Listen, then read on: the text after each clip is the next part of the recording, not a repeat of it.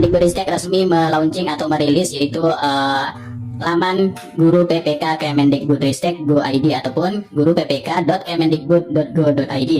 Nah, Bapak Ibu, sesuai yang telah dipaparkan oleh Kemendikbudristek bahwa untuk segala informasi terkini perkembangan rekrutmen P3K tahun 2022 ini sudah dirilis melalui yaitu laman resmi guru PPK Kemendikbudristek. Untuk jadwal ini kami masih ambil dari apa yang digambarkan oleh Panselnas. Namun ada kemungkinan untuk seleksi guru itu akan lebih maju dari apa yang ditampilkan di layar saat ini.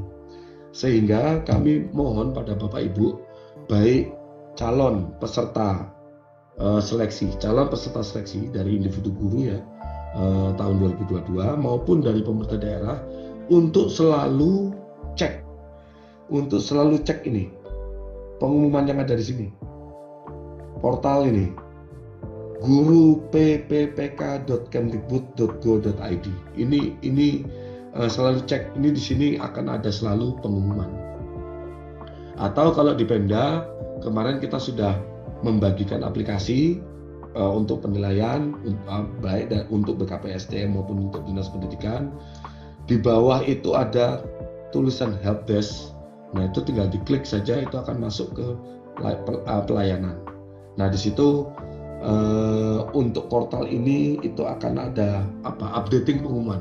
Jadi waktu kita ini sudah tinggal hitungan hari, tidak lagi hitungan minggu. Kita sudah akan melakukan pendaftaran dalam hitungan hari. Kapan? Nah, nanti kita akan umumkan setelah ada jawaban dari Panselnas, BKN dan Kemenpan. Nanti setelah kita ada jawaban, itu pengumuman itu akan kita letakkan di ini guru pppk.kemdikbud.go.id. Ini kontaknya nih nggak usah ya, .go.id titik udah langsung masuk. Di situ akan ada pengumuman yang terupdate. Mungkin begitu dari saya. Nah, Bapak Ibu di sini untuk pengumuman Bapak Ibu ya, untuk pengumuman P3K tahun 2022 banyak yang bertanya kapan sih jadwal untuk pembukaan pelaksanaan P3K tahun 2022. Bapak Ibu di sini Kemendikbudristek merilis tentang pengumuman seleksi guru SNP 3K tahun 2022. Nah, Bapak Ibu bisa mengecek di sini sampai di mana sih sekarang untuk progres untuk pendaftaran SSYSN. Nah, jadi Bapak Ibu di sini Kemendikbudristek memberitahu terkait dengan mohon terkait untuk menunggu ini jadwal resmi seleksi rekrutmen guru SNP 3K tahun 2022 masih dikonsolidasikan bersama dengan Panselnas Bapak Ibu ya. Jadi harap terus memantau perkembangan terbaru pada laman ini. Nah, Bapak Ibu, progres dari untuk pendaftaran Bapak Ibu ini untuk aplikasi penilaian ini sudah rampung Bapak Ibu ya, untuk aplikasi penilaian. Kemudian terkait dengan persiapan dari infrastruktur juga sudah selesai, dan sekarang ini masih dalam tahap referensi program studi dan linearitas. Nah, ini Bapak Ibu ya, karena sekarang Panselnas, Menpan RB, BKN, kemudian Kemendikbudristek ini hari ini ya, ini telah mengkoordinasikan atau mengadakan rapat untuk rapat pansel ya. Ini terkait dalam proses referensi program studi dan linearitas.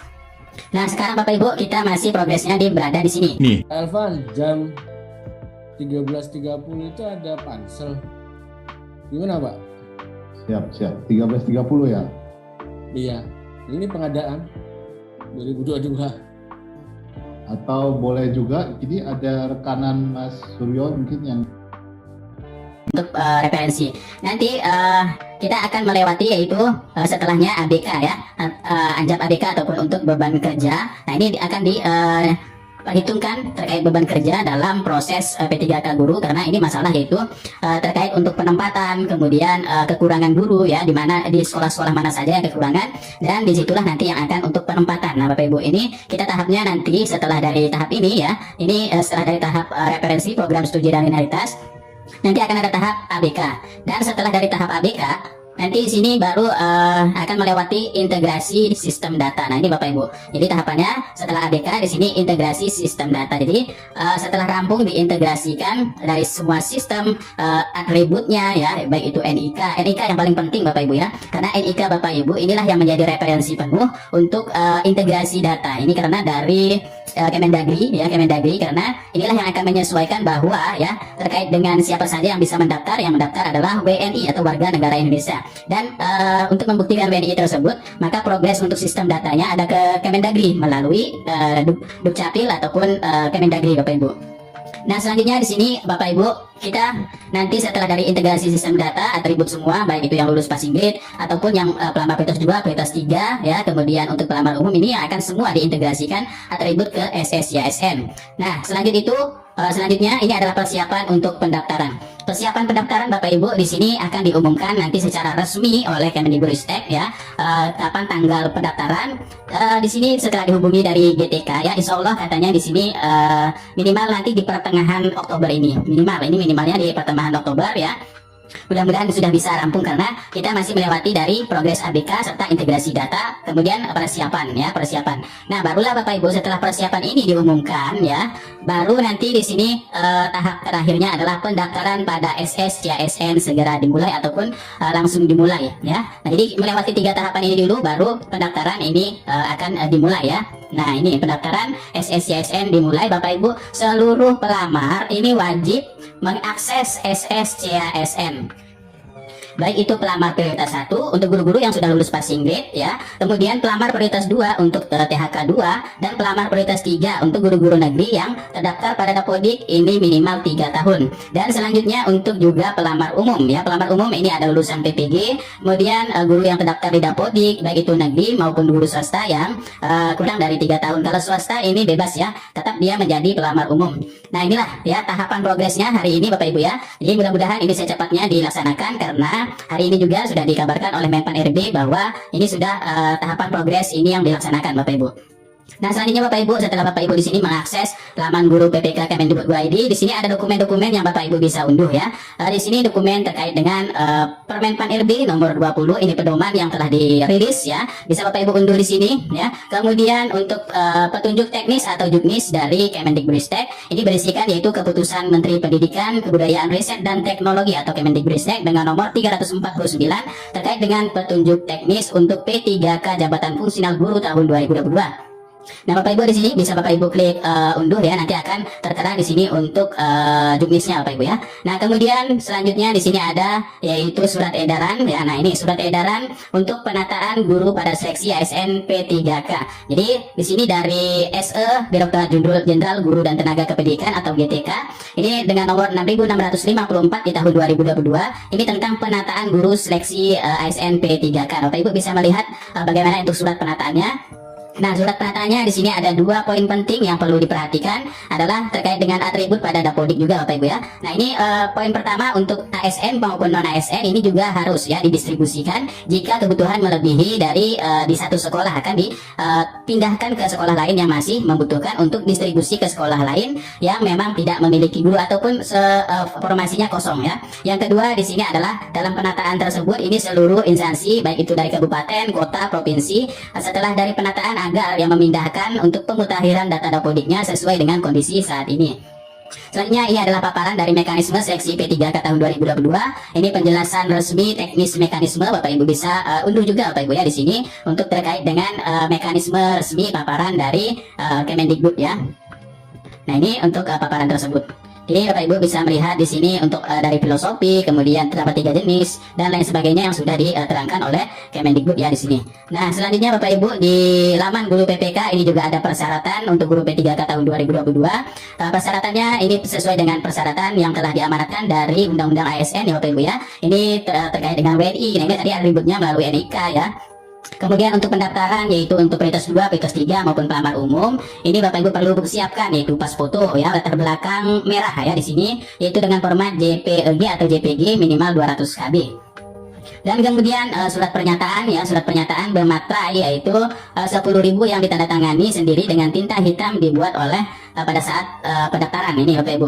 Dan kemarin Bapak Ibu ya untuk P3K ada juga dari BKN merekomendasikan ya, jadi karena supaya tidak TMS ataupun supaya tidak di sini keliru ya Bapak Ibu, ada juga materai sekarang adalah materai elektronik. Bapak Ibu bisa cari webnya yaitu untuk materai elektronik yang akan bisa dibeli melalui elektronik.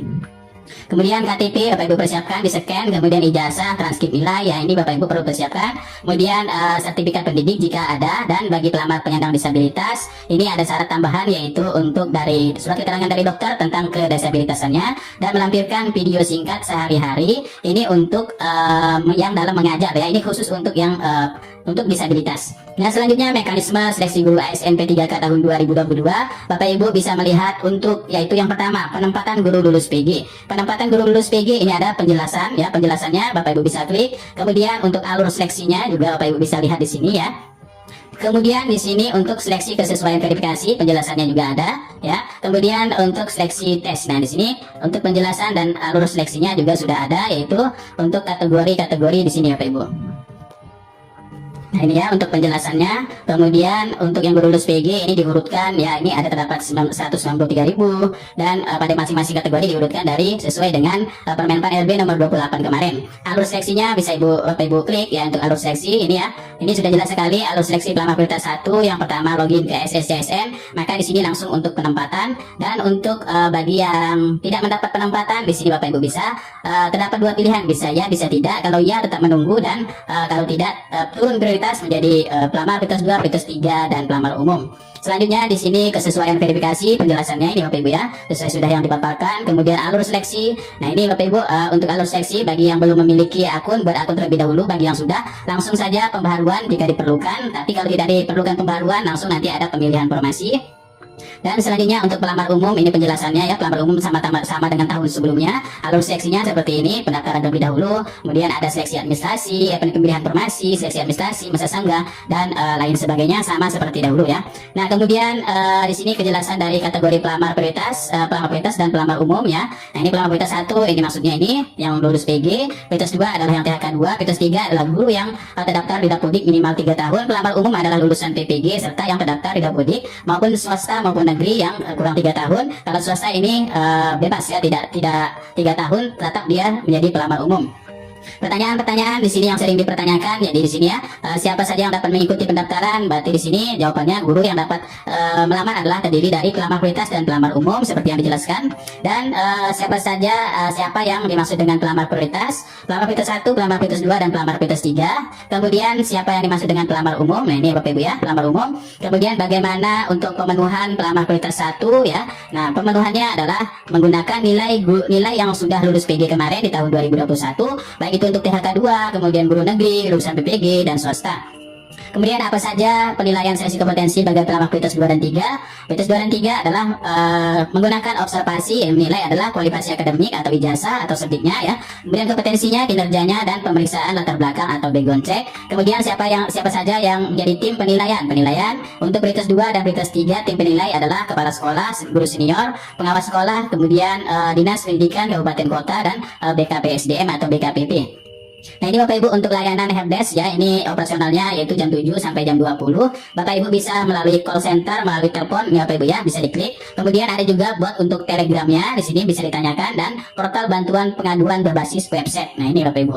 Nah, inilah update terbaru informasi perkembangan terkini. Progresnya kita sudah sampai progres pada referensi program studi dan minoritas. Nanti kita akan menuju pada ABK ataupun untuk beban kerja. Kemudian untuk dari ini ya, terkait dengan penataan guru pada seksi ini ya. Jadi penataannya ini ada 2 poin ini. Ini adalah terkait dengan yaitu ABK ya. Ini anjap ABK ataupun beban kerja yang ada di sekolah-sekolah progresnya. Baru nanti kita masuk ke integrasi data, persiapan dan pendaftaran di sini ya.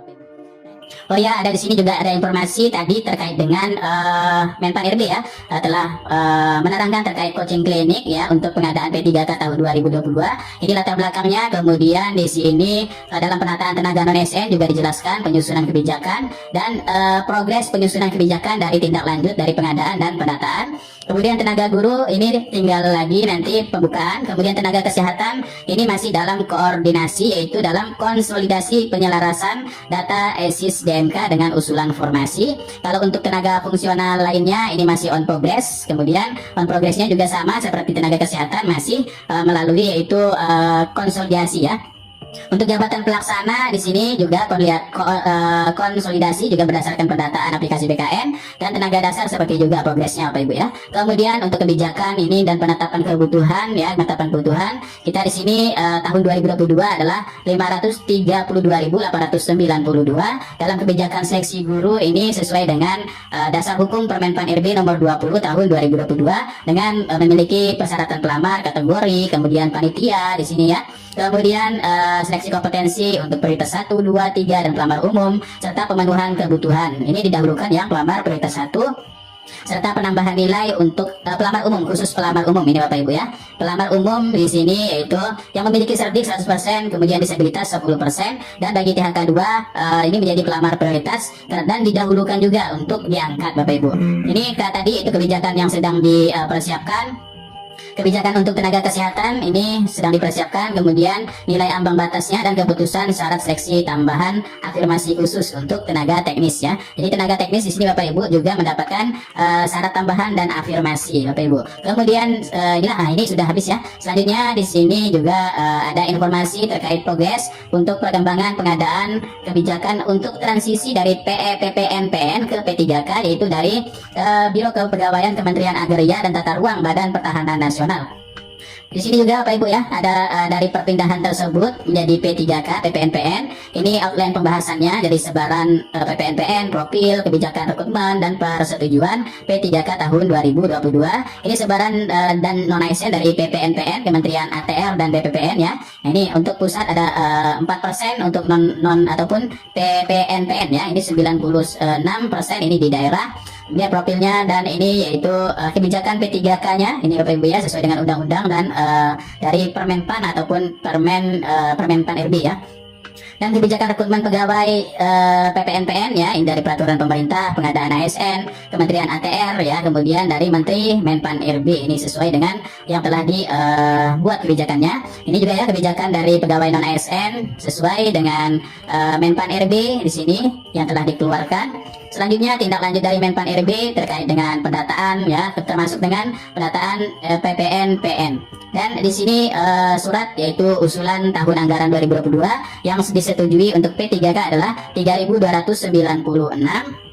Mekanisme dari PPNPN-nya ini adalah untuk pelamar ini mempersiapkan dokumen dari sesuai persyaratan, pendaftaran secara online melalui seleksi calon ASN pada BKN, dan peserta lolos administrasi mengikuti CAT dari BKN, transisi dari PPNPN ke P3K yang disetujui 3.296, total PPNPN ini ada 15.540, kemudian total pendidikan yang sesuai ada 10.000 lebih ya, dan total pendidikan yang sesuai D1 dan E1 ini ada 4.000-an, dan pendidikan yang belum ada ini ada 25, jenjang untuk S2. Selanjutnya total pendidikan sesuai dengan jabatan fungsionalnya ini ada 4.629. Migrasi dari PPNPM tahun 2023 ini dari pemetaan, validasi, penyusunan kebijakan dan lain sebagainya Bapak Ibu ya. Dan itulah sedikit informasi ini penataannya untuk penataan ruang, penataan pensel, asisten dan kadastral ya.